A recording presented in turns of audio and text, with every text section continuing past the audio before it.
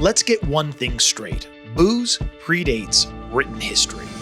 And it hasn't just been with us as we discovered new lands, forged vast civilizations, and made amazing discoveries. It's directly influenced how we shape the world as we know it.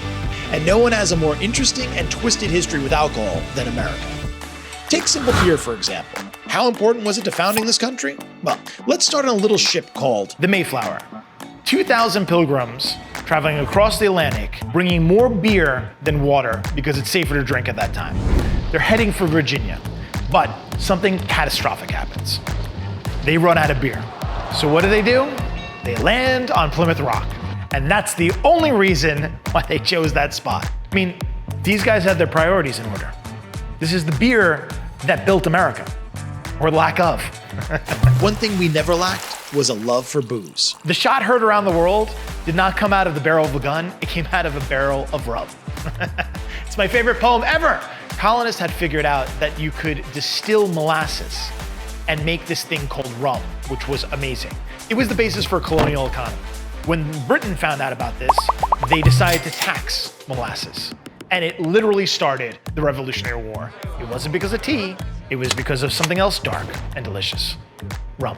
And finally, we have to explore some historic bars, like the infamous Star Saloon in Washington, D.C. Everyone knows that John Wilkes Booth assassinates our most beloved president, Abraham Lincoln. But what a lot of people don't realize is that before he goes to the Ford Theater, he gets drunk at a bar to build up a little bit of liquid courage. And he happened to be drinking with a guy named John Parker, who also just happens to be one of the president's bodyguards. True story. Booth goes and assassinates the president, and Parker is 3 hours late, drunk at a bar.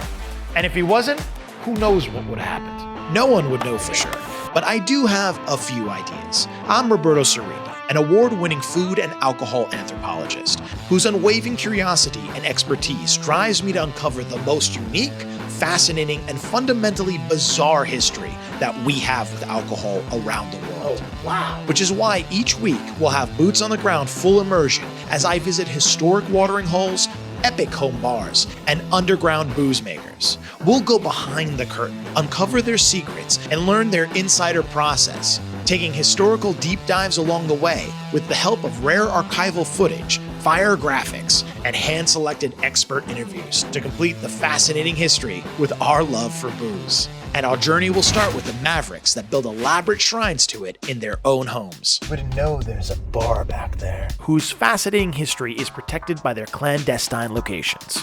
Wow, I can't believe this used to be a kitchen. Yeah, this is my little home paradise. My father was a theme park architect. He did a bunch of theme stuff. Yeah, some stuff like Disneyland's Enchanted Tiki Room, which is only the most famous tiki room in the entire world. I carved all the moldings, built the bar, built all the shelving. You made those lamps? Yeah, they're not as hard as you think. Bro, I can't put a key of lamps together. And we'll discover the fanciful history that fuels these truly unique American cultures. That was basically what was named the Polynesian pop art movement. That era was all just inundated with tiki Inundated culture, with tiki bamboo, culture, right. shirts, Right. the Hawaiian shirt, which has a fascinating history too. The fascinating history of the Hawaiian shirt, 1935. Happy Taylor Musashia, the shirt maker, puts out an ad in Honolulu for his new Aloha shirt. Everyone goes gaga for them. 1946. The city of Honolulu passes a law allowing workers to wear Hawaiian shirts to work legally.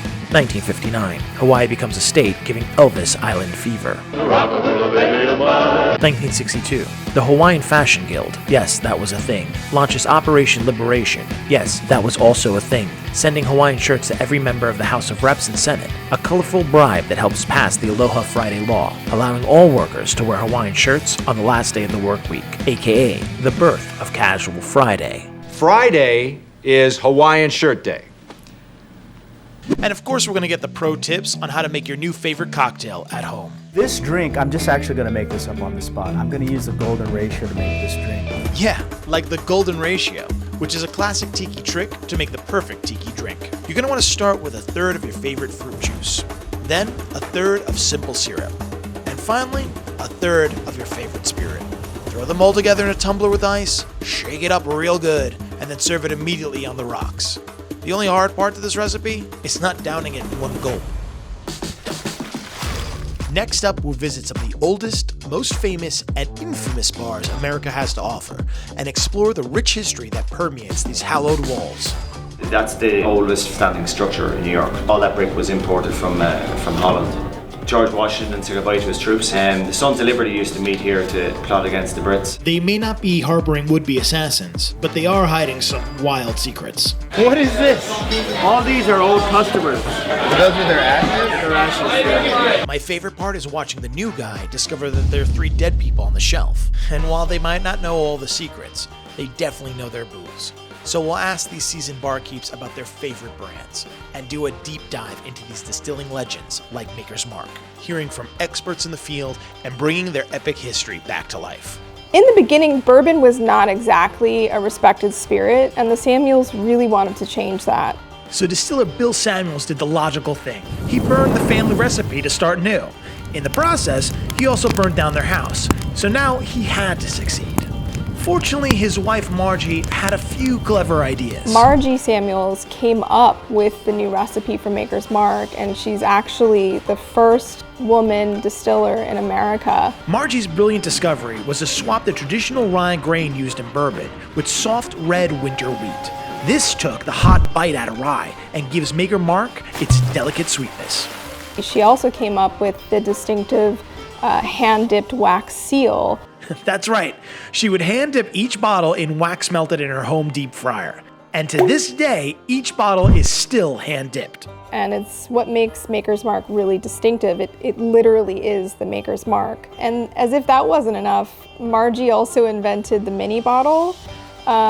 So, if you've ever enjoyed a Bloody Mary at 30,000 feet, you have Margie Samuels to thank for that. And in this series, we'll also immerse in the underground world of home distillers. I bought a still off the internet and started making moonshine in my apartment. So what's the danger? Is it the flame or the pressure?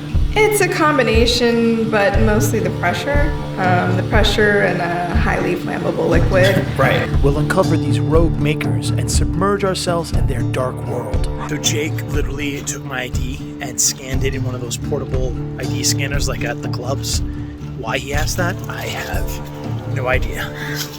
So now we're going to a secret location, and he made my camera guy stay outside. This is pretty cool. We're up in the Hollywood Hills, and this guy's making moonshine out of a 250-year-old Norwegian family recipe. This is a show about discovering the untold history of our most celebrated spirits. And in the end, we'll think that you'll realize that it doesn't matter how you pop it, or how you pour it, how you mix it, or how you shake it. As long as you're enjoying it, I have to agree with Ron Swanson. Son, there's no wrong way to consume alcohol.